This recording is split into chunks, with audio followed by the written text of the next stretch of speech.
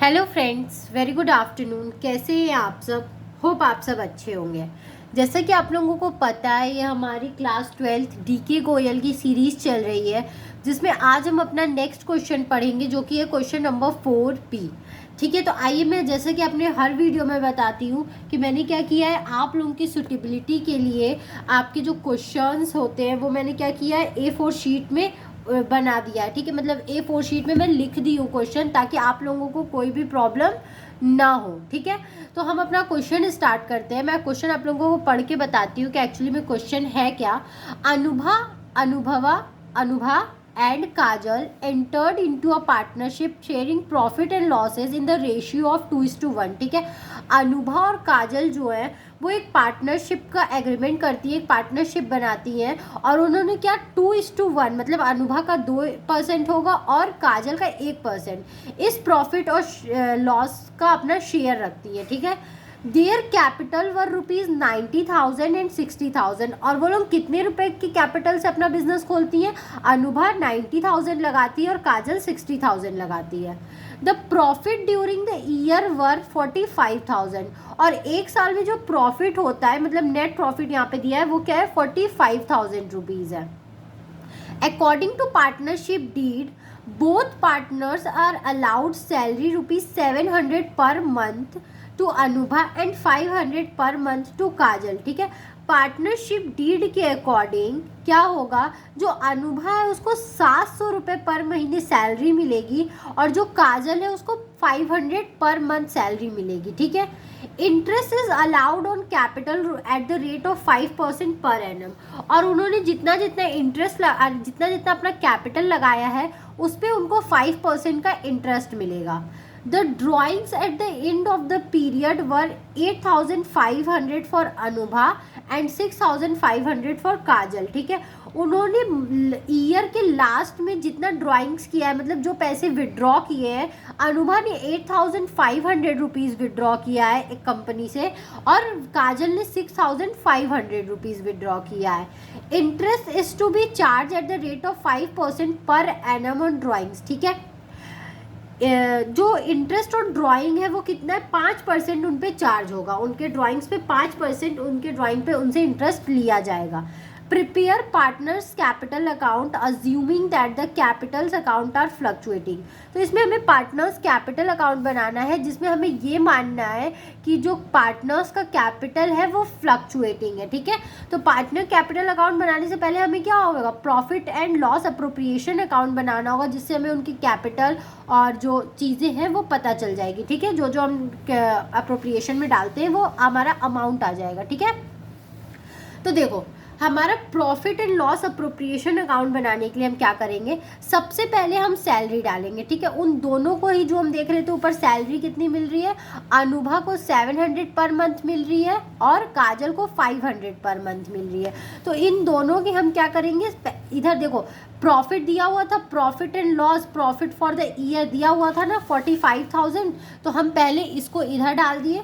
45,000 ये हमारा प्रॉफिट था, इसको हमने डाल दिया।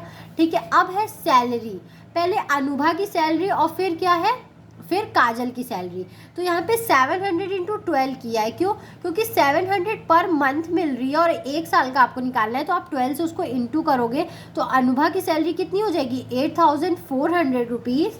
और फिर इसी तरह आप क्या करोगे, काजल की सैलरी निकालोगे। ठीक है, काजल की सैलरी निकालोगे तो काजल की सैलरी क्या है, वेट अ मिनट फ्रेंड्स, मैं आपको बताती हूँ। ये काजल की सैलरी दी हुई है, देखो। ठीक है, आई थिंक विजिबल है आप लोगों को। तो यहाँ पे काजल की सैलरी दी हुई है, 500 इंटू 12 किया है, क्योंकि 500 उसको पर मंथ मिल रहा था और 12 से उसको इंटू किया गया है। ठीक है, तो वो 6,000 रुपीज़।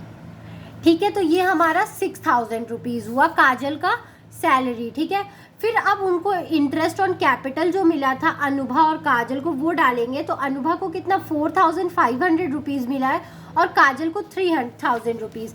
कैसे, आप लोग यहाँ पे क्वेश्चन हमारा कहा, वेट अ मिनट, मैं क्वेश्चन वाला पेपर दिखाती हूँ आपको। ये था हमारा क्वेश्चन, देखो क्वेश्चन में क्या लिखा था, interest on capital allowed at the 5% per annum. ठीक है, तो इसके 90,000 पे 5% और इसके 60,000 पे 5% निकाला गया है। तो मैं आपको निकाल के एक बार दिखाती हूँ, देन आपको क्लियर होगा। देखो 90,000 पे क्या किया है, 5% निकाला है,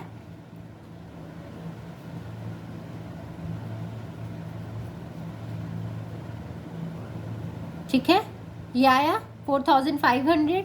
और इसी तरह क्या किया गया है, 60,000 पे निकाला है, तो 60,000 पे 5% जब आप निकालोगे तो क्या आएगा, 3,000, ठीक है। तो ये 4,500 अनुभा का और 3,000 काजल का इंटरेस्ट ऑन कैपिटल आया है, ठीक है। तो यही यहाँ पे वही चीज़ क्या किया गया है, लिखा गया है, आप देख सकते हो 4,500 और 3,000, इनका टोटल 7,500 आया है, ठीक है। अब इधर की एंट्री हो गई, बस दो ही चीज़ दिया था, सैलरी और इंटरेस्ट, वो हमने डाल दिया। अब उधर हमने प्रॉफिट एंड लॉस डाला, और फिर क्या था, उनको इंटरेस्ट ऑन ड्राइंग भी तो देना था, बोला गया था ना इंटरेस्ट ऑफ ड्राइंग लगेगा उन पे। तो अब इंटरेस्ट ऑफ ड्राइंग जब नहीं लिखा होता है, यहाँ पे कुछ भी नहीं लिखा गया था कि उन्होंने कब पैसे निकाले हैं और कब नहीं निकाले हैं, बस बोला गया 5% उनसे ड्राइंग लिया जाएगा। तो पूरा साल भर का ड्राइंग नहीं लिया जाता है, हमेशा ड्राइंग 6 मंथ पे कैलकुलेट होता है, अगर कुछ नहीं दिया होता है तो, ठीक है। अगर पर एनम लिखा होता है तो मतलब 6 मंथ के लिए क्या किया जाता है, कैलकुलेट किया जाता है। तो इसका 8,500 ड्राइंग था, ठीक है, आप देख सकते हो इसका क्या था, 8,500 इसका ड्राइंग था। तो 5% निकाला और 6 मंथ के लिए निकाला, तो इसका अमाउंट कितना आ गया, 213 रुपीज़। और काजल का क्या आ गया, 6,500 पे 5% और 6 मंथ के लिए, तो इसका 163 रुपीज़ आ गया। फिर आप जब इसका टोटल करोगे तो 45,376 रुपीज़ आएगा। इसमें से आप जब इसको माइनस करोगे तो आपका कैपिटल जो बचेगा, आपका जो बैलेंस बचेगा वो 23,476 रुपीज़ बचेगा, ठीक है।